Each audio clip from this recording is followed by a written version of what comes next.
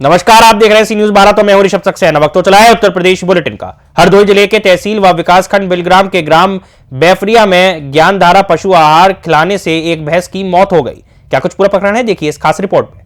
हरदोई जिले के तहसील व विकासखंड बिलग्राम के ग्राम बैफरिया में ज्ञानधारा पशु आहार खिलाने से एक भैंस की मौत हुई, जिसकी सूचना 2 फरवरी 2025 को बिलग्राम थाना स्तर पर दी गई, लेकिन फिर भी सूचना पर कोई ध्यान नहीं दिया जा रहा था। फिर सोशल मीडिया का उपयोग करते हुए एक्स पर जब पोस्ट किया गया, तब जाकर सीओ संडीला के निर्देशन पर प्रार्थना पत्र को रिसीव पोस्टमार्टम 2 फरवरी 2025 को कराया गया, लेकिन अभी तक एफआईआर नहीं दर्ज हुई है और न ही किसी मुआवजे की सुनवाई हुई है। पीड़ित शविराम का कहना है कि हमारी भैंस का मुआवजा मिलना चाहिए और कंपनी पर मुकदमा दर्ज किया जाना चाहिए। यह केवल एक भैंस की बात नहीं है, अगल बगल 11-12 भैंस खत्म हो चुकी हैं। हरदोई से सी न्यूज संवाददाता पुष्पेंद्र की रिपोर्ट। बढ़ती अगली खबर की ओर। महोबा में संपूर्ण तहसील समाधान दिवस कुल्पहाड़ से अधिकारियों की लापरवाही के चलते जनता का विश्वास खत्म हो रहा है। क्या है पूरा मामला, देखिए इस खास रिपोर्ट में।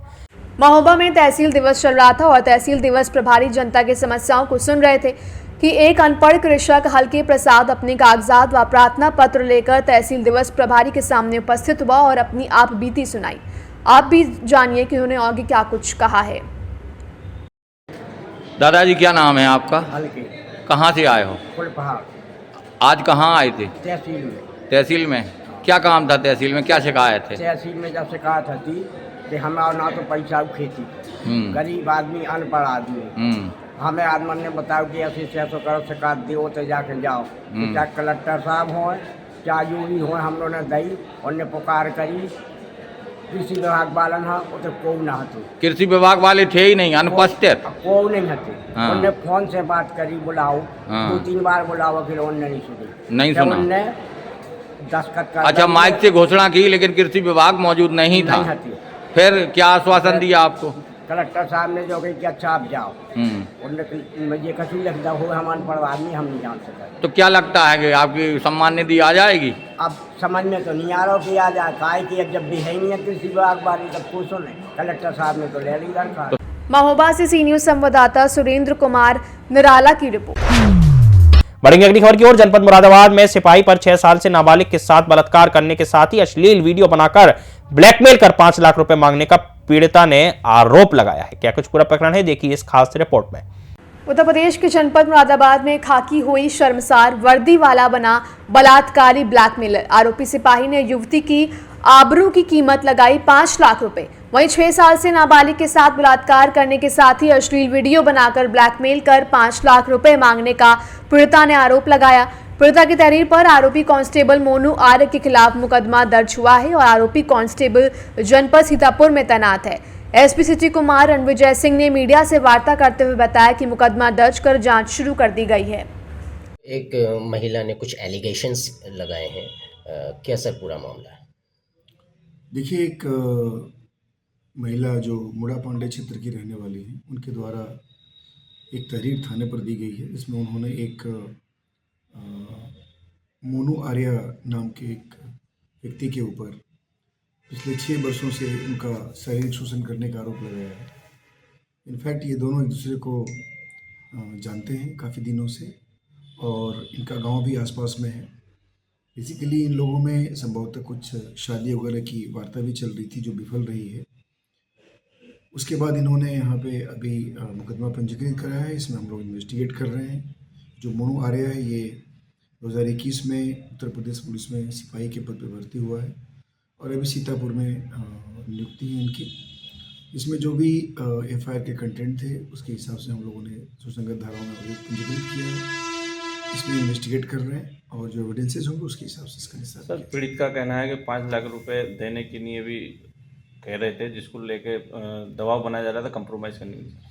देखिए, सब इन्वेस्टिगेशन का पार्ट है। अब हम लोगों ने इसमें एफआईआर दर्ज कर ली है, उनसे ही पूछताछ की जाएगी और बाकी जो वादियाँ हैं उनके और बाकी अन्य एविडेंसेस को देखा जाएगा।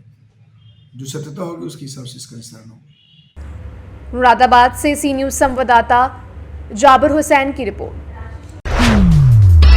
बढ़ते अगली खबर की ओर। मुरादाबाद जिले में प्रधानमंत्री आवास योजना के क्रियान्वयन में बड़ी गड़बड़ी सामने आई है।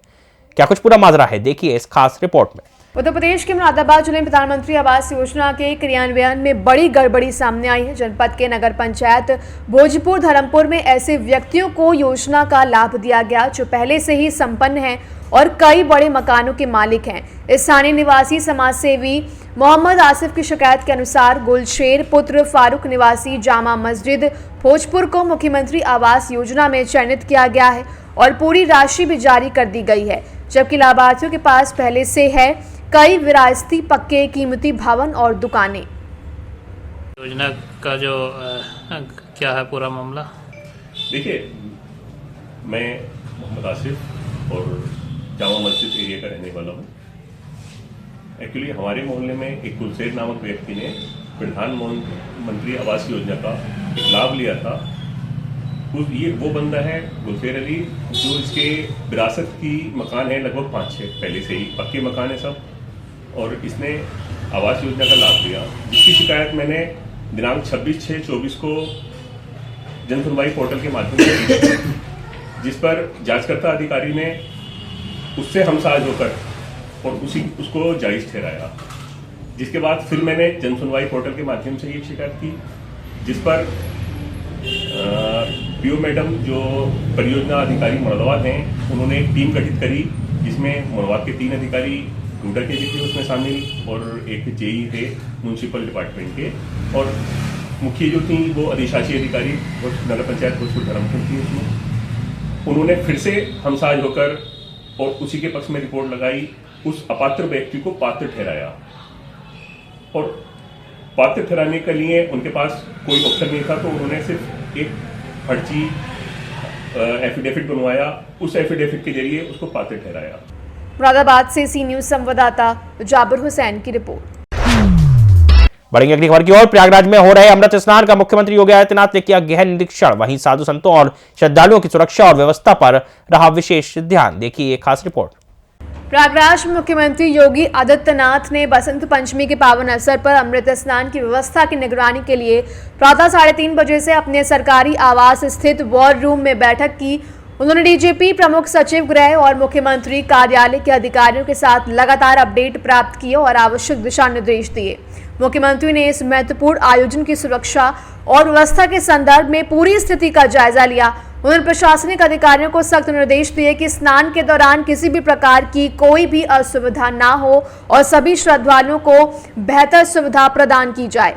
योगी आदित्यनाथ ने अधिकारियों को निर्देशित किया कि वे स्नान स्थल पर पूरी सुरक्षा व्यवस्था सुनिश्चित करें और श्रद्धालुओं के लिए सभी आवश्यक इंतजाम पूरे करें। साथ ही उन्होंने आस्था के इस पावन पर्व पर प्रशासन की तत्परता को बढ़ाने का आह्वान किया।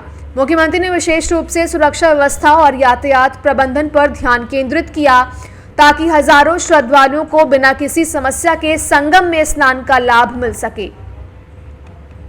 प्रयागराज से सी न्यूज संवाददाता डीके मिश्रा की रिपोर्ट।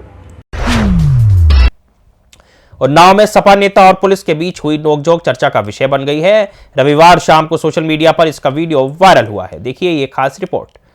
उन्नाव में सपा नेता और पुलिस के बीच नोकझोंक हुई और ये चर्चा का विषय बन गया है। रविवार शाम को सोशल मीडिया पर इसका वीडियो भी वायरल हुआ, जिसमें सपा के जनप्रतिनिधि शशांक शेखर शुक्ला और बांगरमऊ कोतवाली प्रभारी राजेश पाठक के बीच तीखी बहस हो रही है, जिसमें कुछ पुलिसकर्मी दोनों लोगों को समझा रहे हैं। आपको बता दें कि यह घटना एक सड़क हादसे के मामले से जुड़ी है, जिसमें परिजनों का आरोप है कि क्षेत्र के एक युवक द्वारा पिकअप से टक्कर मार दी गई, जिससे युवक की मौत हो गई। पुलिस ने इस मामले में गैर इरादतन हत्या का मुकदमा दर्ज किया, जिसे लेकर सपा नेता और कार्यकर्ता नाराज हो गए और परिजनों ने शव का अंतिम संस्कार न करने की बात कहकर काली मिट्टी शिवराज मार्ग पर दबौली में मार्ग पर जाम लगा दिया। सपा नेता डॉक्टर शशांक शेखर शुक्ला का आरोप है कि हत्या का मुकदमा लिखना चाहिए। नमस्कार, मैं डॉक्टर शशांक शेखर शुक्ला आज अपनी बात आपसे साझा करना चाहता हूँ। जब आज दबौली के मामले में मैं जनता से मिला तो बात काफी स्पष्ट थी कि हमारे साथी को गाड़ी से कुचल के मार दिया गया, मगर कल रात से सुबह तक, सुबह माने दोपहर तक एफआईआर में 302 का मामला नहीं लिखा गया और इधर उधर की धाराओं के अंतर्गत मुकदमा लिखने की पुलिस चेष्टा कर रही थी। जब हमने इसका पुरजोर विरोध किया तो पुलिस ने यहां तक कह डाला कि मेरे खिलाफ मुकदमा लिखने की धमकी दी। मैं बस ये कहना चाहता हूं कि अगर जो जनता की आवाज उठाना, संघर्ष करना, अगर जो अब ये जुर्म है तो मुझे ये स्वीकार है और मैं दावे से कह सकता हूं कि मैं कभी भी जनता की आवाज उठाना नहीं बंद करूंगा, न्याय की लड़ाई लड़ना नहीं बंद करूंगा और प्रशासन और पुलिस के दबाव में नहीं आऊंगा। जय हिंद, जय समाता। उन्नाव से सी न्यूज संवाददाता सुशील यादव की रिपोर्ट। इस बुलेटिन में फिलहाल इतना ही। देश और दुनिया की तमाम खबरों के लिए आप देखते रहिए सी न्यूज भारत।